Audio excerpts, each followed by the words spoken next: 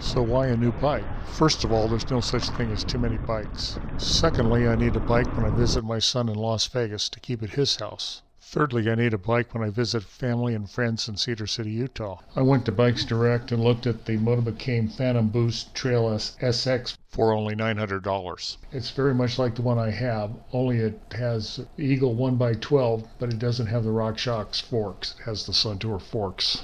Problem was they were sold out. At least they were sold out of the 18-incher, which is the size I wanted. I would have pulled the trigger because this bike out of the box is ready to go. The only modification needed is a dropper post. I went to the Walmart website to look at a prescription, and there it was, an Axum. Those hadn't been available for a while either. The price of the bike wasn't much more than shipping my existing bikes round trip, and certainly less than 2 trips round trip. I'm hoping that the Axum out of the box is good enough, because getting it up to par with the Motorcade would probably cost at least $1,200. Those Schwinn Eagle 12x are not cheap. Up here in Washington, I have 3 bikes hanging in my garage that I can ride. The first bike is a 2005 Specialized Enduro Comp.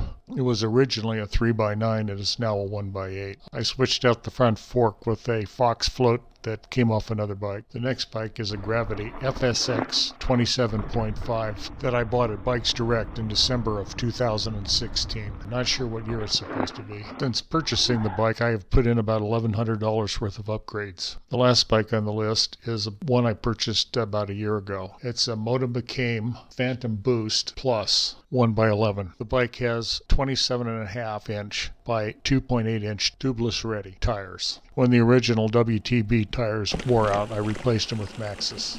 Other than a shorter stem, pedals, dropper post, the bike really didn't need any upgrades. One of the features I really like about this bike is the 36 point of engagement rear hub.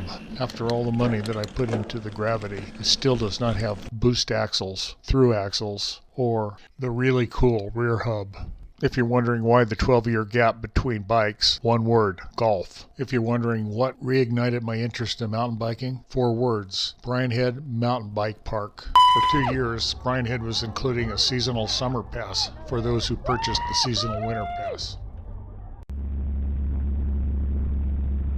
Here I am at the Aiden Quarries in Las Vegas in May of 2019. This is the last time that I had taken the Gravity mountain bike to Las Vegas. This is before I converted the 3x7 drivetrain to a 1x10 and went tubeless. The suspension was RockShox in the front and Manitou in the rear.